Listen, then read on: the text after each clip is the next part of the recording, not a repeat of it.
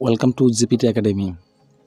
প্রিয় শিক্ষার্থীরা, আজকের আমি তোমাদের কলকাতা বিশ্ববিদ্যালয়ের রাষ্ট্রবিজ্ঞানের বিএ অনার্সের একটি অন্যতম গুরুত্বপূর্ণ প্রশ্ন আলোচনা করব। প্রশ্নটি হলো, জোট নিরপেক্ষ আন্দোলন সম্পর্কে যা যেন আলোচনা করো। এই প্রশ্নের পুঙ্খানুপুঙ্খ আলোচনা করব। আর তোমাদের এই প্রশ্ন যদি কোনো সমস্যা হয়, অবশ্যই আমি তোমাদের বুঝিয়ে দেওয়ার চেষ্টা করব। অবশ্যই তোমরা কমেন্ট করার চেষ্টা করবে। চলো প্রশ্নটা শুরু করা যাক। প্রশ্নের আলোচনায় ভূমিকাটা দেখো। বৃহৎ শক্তিশাসিত আন্তর্জাতিক ব্যবস্থায় তৃতীয় দুনিয়ায় উন্নতিকামী অথচ দুর্বল দেশগুলির আত্মস্বার্থে এমন একটি বৈদেশিক নীতির প্রচলন ছিল যা তাদের বিশ্বজোড়া ঠান্ডা লড়াইয়ের ফাঁদ থেকে দূরে রাখবে, অথচ স্বাভাবিক আন্তঃরাষ্ট্র লেনদেনের ব্যাপারে জাতীয় স্বার্থকে চরিতার্থ করতে সাহায্য করবে। এমনই একটি মৌলিকতা সম্পন্ন বিদেশ নীতি গত শতকের 50-এর দশক থেকে পরিকল্পিত এবং রূপায়িত হয়ে আসছে, যার নাম জোট নিরপেক্ষতা বা নন এলিগ্যান্ট। এর পরের পয়েন্টটা দেখো, জোট নিরপেক্ষ আন্দোলনের উদ্ভব। কিভাবে উদ্ভব ঘটেছিল এই জোট নিরপেক্ষ আন্দোলনের? চলো এই আলোচনায় আমরা জেনে নিই। জোট নিরপেক্ষ শব্দটি সম্মিলিত জাতিপুঞ্জের এক সভায় 1953 সালের ভারতীয় কূটনীতিবিদ ডি.কে. কৃষ্ণমোহন প্রথম উল্লেখ করেন। পরবর্তী সময়ে 1954 সালে শ্রীলঙ্কা কলম্বো শহরের কৃষ্ণমোহনের বন্ধু জওহরলাল নেহরুর বক্তৃতা দেওয়ার সময় জোট নিরপেক্ষ শব্দটির উপর গুরুত্ব আরোপ করেন। এই বক্তৃতায় নেহরু ভারত ও চীনের মধ্যে সম্পর্ক নির্ধারণের জন্য পঞ্চশীল নীতির উল্লেখ করেন। পরবর্তী সময়ে অর্থাৎ 1955 সালে ভারতের প্রধানমন্ত্রী জওহরলাল নেহরুর যুগোস্লাভিয়ার রাষ্ট্রপতি মার্শাল টিটো, ইন্দোনেশিয়ার রাষ্ট্রপতি সুকর্ণো ও মিশরের রাষ্ট্রপতি নাসের বান্দুং সম্মেলনে জোট নিরপেক্ষ আন্দোলন প্রতিষ্ঠার ক্ষেত্রে বিশেষভাবে উদ্যোগ গ্রহণ করে। জোট নিরপেক্ষের সংজ্ঞা।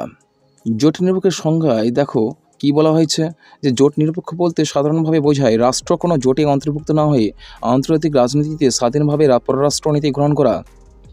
জোট নিরপেক্ষের সংজ্ঞায় যে সমস্ত রাষ্ট্রবিজ্ঞানীরা জোট নিরপেক্ষের সংজ্ঞা দেওয়ার চেষ্টা করেছেন তাদের মধ্যে অন্যতম হলো জে.ডব্লিউ. বার্টন।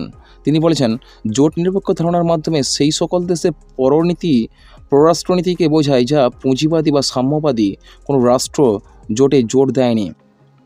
মার্শাল টিটো কি বলেছেন? মার্শাল টিটো বলেছেন, জোট নিরপেক্ষতা বলতে নিরপেক্ষতা বা নিষ্পয়তা নয়, বরং এ হলো একটি গঠনমূলক ও সদর্থক নীতি যার মাধ্যমে যৌথ নিরাপত্তা ব্যবস্থার ভিত্তিক ভূমি গড়ে ওঠে।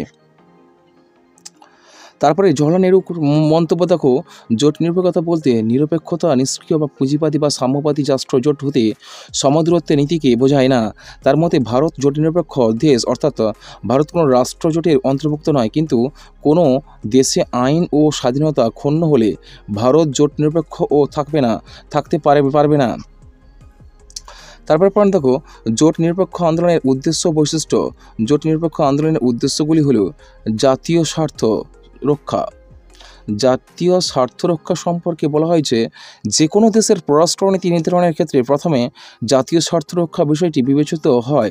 ভারতবর্ষ জোট নিরপেক্ষ আন্দোলনের নেতৃত্ব দেওয়ার পর পররাষ্ট্রনীতিতে ও জাতীয় স্বার্থ রক্ষা করার জন্য জোট নিরপেক্ষ আন্দোলনের উপর গুরুত্ব আরোপ করা হয়েছিল। তারপর দেখো, স্বাধীন ও নিরপেক্ষ অবস্থান। স্বাধীন ও নিরপেক্ষ অবস্থানের মধ্যে দেখো, ভারতবর্ষ স্বাধীনতা প্রাপ্তির পর থেকে অন্য রাষ্ট্রের উপর নির্ভরশীল না থেকে অন্য রাষ্ট্র দ্বারা প্রভাবিত না হয়ে স্বাধীন ও নিরপেক্ষভাবে পররাষ্ট্রনীতি পরিচালনা করে চলেছে। 3 নম্বর দেখো, তৃতীয় শক্তির জোট গঠন। ভারতের মতো বেশ কিছু দেশ ঠান্ডা লড়াইয়ের বাইরে স্বাধীন ও স্বতন্ত্রভাবে নিজেদের অবস্থান বজায় রাখতে জোট নিরপেক্ষ আন্দোলনের গড়ে তুলেছিল। জোট নিরপেক্ষ আন্দোলনের বৈশিষ্ট্য।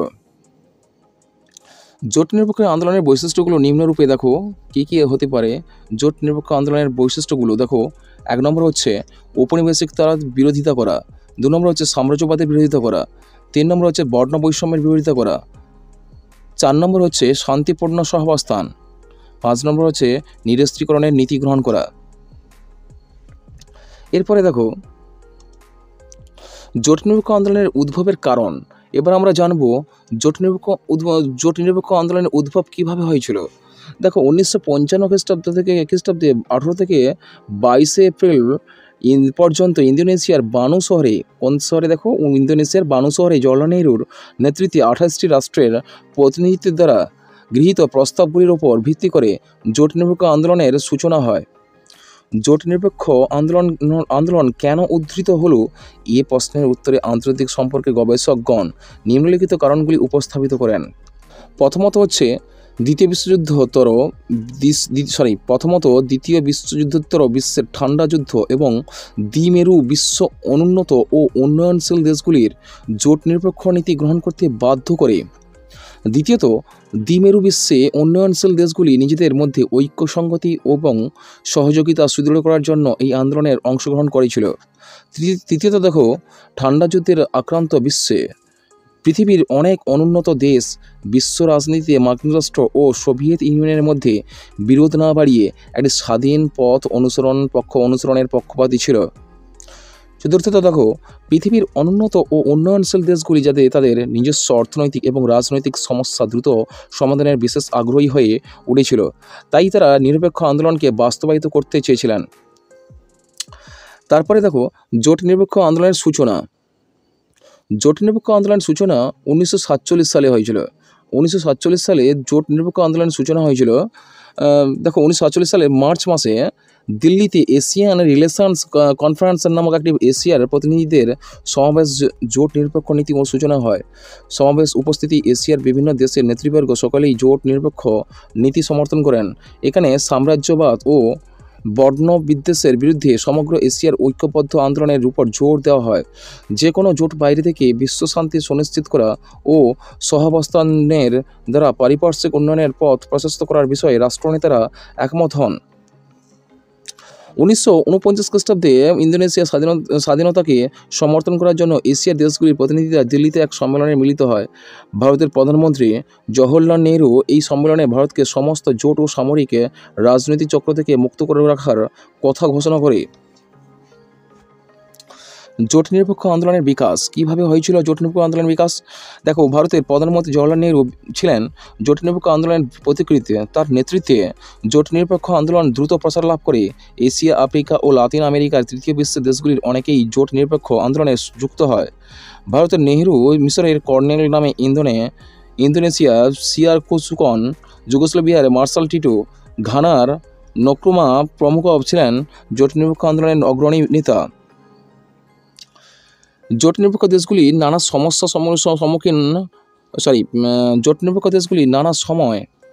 সময়ে সম্মেলনে মিলিত হয়ে পরিস্থিতি পর্যালোচনা ও বিদেশনীতি নির্ধারণ সম্পর্কে মত বিনিময় করে। 1955 সালে, দেখো, 1955 সালের এশিয়া ও আফ্রিকা 26টি দেশ ইন্দোনেশিয়ার বান্দুং এ মিলিত হয়। বান্দুং সম্মেলনে আনুষ্ঠানিকভাবে জোট নিরপেক্ষ আন্দোলনের সূচনা করে।